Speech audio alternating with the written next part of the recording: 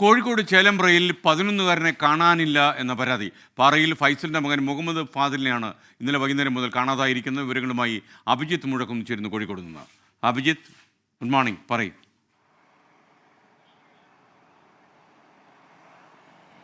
Good morning. ഇന്നലെ വൈകിട്ട് 5 മണി മുതലാണ് മുഹമ്മദ് ഫാദിലിനെ കാണാതായത്.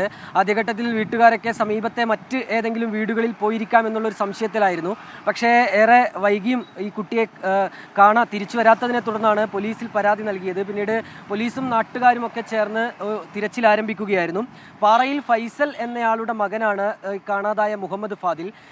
ഇപ്പോൾ നിലവിൽ ഈ സമീപത്തെ ഏതെങ്കിലും ഇതൊരു കുളമൊക്കെ ഉള്ളൊരു പ്രദേശമാണ്, നിരവധി ജലാശയങ്ങളുള്ളൊരു പ്രദേശമാണ്. ആ ഒരു സംശയത്തിൻ്റെ അടിസ്ഥാനത്തിൽ സമീപത്തെ ഒരു കുളത്തിൽ മീൻചന്തയിൽ നിന്ന് അഗ്നിരക്ഷാ സേന എത്തി പരിശോധന നടത്തുന്നുണ്ട്. സ്കൂബ ടീം ഉൾപ്പെടെ ഈ പ്രദേശത്തെത്തി പരിശോധന നടത്തുകയും ചെയ്യുന്നുണ്ട്.